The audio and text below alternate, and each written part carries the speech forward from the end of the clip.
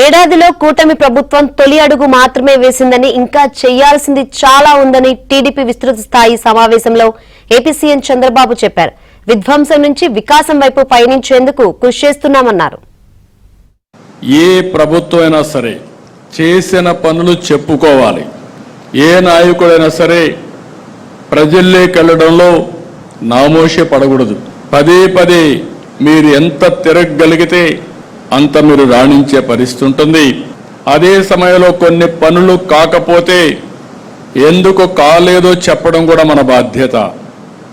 ఇంకొక పక్క మీరు గుర్తుపెట్టుకోవాల్సింది, ఏదైతే ఈరోజు ప్రజా సమస్యల్ని పరిష్కారం చేస్తూ ప్రజల్లో ఒక తృప్తిని మనం చూడాల్సిన అవసరం ఉంది. ఇంకొక పక్క భవిష్యత్తు పైన ఒక భరోసా, ఒక నమ్మకాన్ని కల్పించవలసిన బాధ్యత మనందరిపైన ఉంది. నేను 4వ సీఎం అయ్యాను. గతంలో కూడా కొన్ని ఇబ్బందులు ఉన్నాయి, కానీ ఇన్ని ఇబ్బందులు, ఇంత విధ్వంసాన్ని నా జీవితంలో ఎప్పుడూ చూడలేదు. అంటే కేంద్రం ఇచ్చే డబ్బులు సెంట్రలీ స్పాన్సర్డ్ స్కీమ్స్లో 95 ఇస్తే 95 కూడా డీఫంక్ట్ అయిపోయినాయి. ఇచ్చిన డబ్బుల్ని డైవర్ట్ చేసే పరిస్థితికి వచ్చారు. ఇప్పటికే దగ్గర 85-86 స్కీముల్ని రివైవ్ చేశాం. దగ్గర 15,000 కోట్ల రూపాయలు వీళ్ళు ఖర్చు పెట్టి, లేకుంటే డైవర్ట్ చేసిన డబ్బుల్ని మళ్ళా ఖర్చు పెట్టి అవన్నీ కూడా మళ్ళీ ట్రాక్లో పెట్టే పరిస్థితికి వచ్చాం. ప్రజలకు ఇచ్చిన ప్రకారం ఈరోజు మనం విధ్వంసం నుంచి వికాసం వైపు ప్రయాణం మొదలుపెట్టాం. చెప్పిన హామీలు అమలు చేయడం కోసం అడుగడుగు ముందుకేశాం. 64 లక్షల మందికి పింఛన్లు, 34,000 కోట్ల రూపాయలు ఒక్క సంవత్సరంలో ఇచ్చాం. మనం ఇది చెప్పకపోతే ప్రజల్లో కూడా అర్థం కాకపోవచ్చు. 4,000, 6,000, 10,000, 15,000 రూపాయలు పింఛన్లు ఇచ్చే ఏకైక ప్రభుత్వం భారతదేశంలో ఒక్క తెలుగుదేశం ప్రభుత్వం, ఒక్క ఆంధ్రప్రదేశ్ రాష్ట్రం ఒకటే.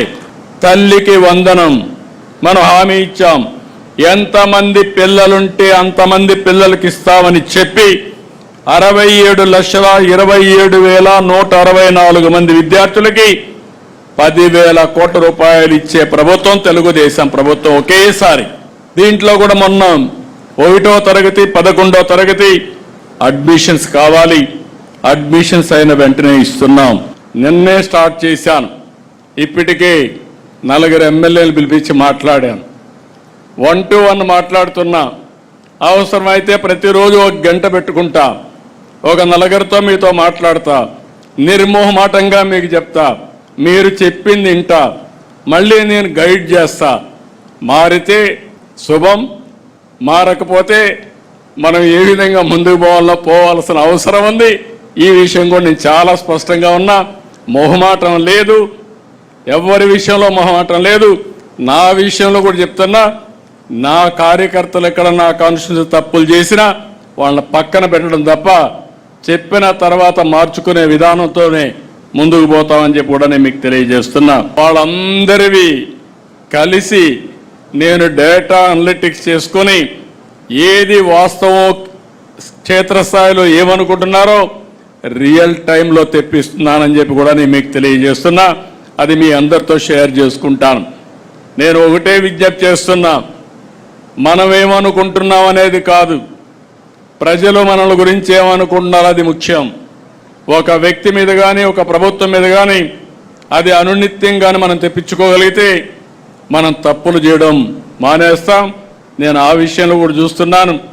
అయితే మన మీద ఒక నమ్మకం ఉంది, ఒక విశ్వాసం ఉంది, ఒకప్పుడు ట్రాక్ రికార్డు ఉంది.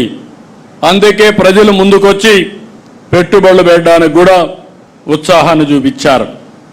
ఈరోజు మీరు చూస్తే గడిచిన 1 ఇయర్లో 9,34,000 కోట్ల రూపాయలు పెట్టుబడులు వచ్చాయి, ఒప్పందాలు చేశాం.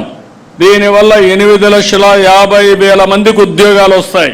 ఈరోజు TCS, Google, Cognizant, RCR Mittal, BPCL, Reliance, Adani, Birla, Jindal, all brands are here. మనం కూడా ఒక ప్రణాళిక ప్రకారం వర్కౌట్ చేస్తున్నాం. నీ కారు కింద పడిపోతే కనీసం పట్టించుకోకుండా తీసి బయట పారేసి వెళ్ళిపోయిన సందర్భాన్ని మనం చూస్తే, తిరిగి ఇదే కారులో జరిగిందని ఎవిడెన్స్ వచ్చిన తర్వాత, పేపర్ ఉందని, టీవీ ఉందని ఎదురుదాడి చేసే పరిస్థితి వస్తే ఎక్కడికి పోతున్నాం రాజకీయాలు? అంటే ఎలాంటి కరుడు గట్టినటువంటి వ్యక్తి, ఎలాంటి నేర రాజకీయాలు చేస్తూ సమాజాన్ని అతలాకుతలం చేస్తూ ఉంటే, తిరిగి ఆడబిడ్డలపైన హత్యలు జరుగుతున్నాయి, రోడ్డు యాక్సిడెంట్లు జరుగుతున్నాయి, లేకుంటే రౌడీజం జరుగుతూ ఉంది, దొంగతనాలు జరుగుతున్నాయంటే దానికి మనం జవాబుదారీతనంగా ఉండాలి. అందుకే నేను చెప్పాను, టెక్నాలజీ కూడా ఉపయోగిస్తున్నాం.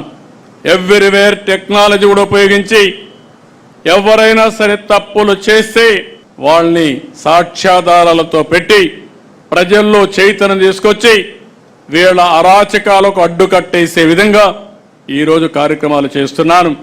ఎవరైతే పార్టీకి సిన్సియర్గా ఉంటారో, ప్రజాసేవకు అంకితమై పనిచేస్తారో అలాంటి కుటుంబాలని గుర్తుపెట్టుకుని ఎక్కడికక్కడ మనం ముందుకు పోవాల్సిన బాధ్యత మన మీద ఉంటుంది.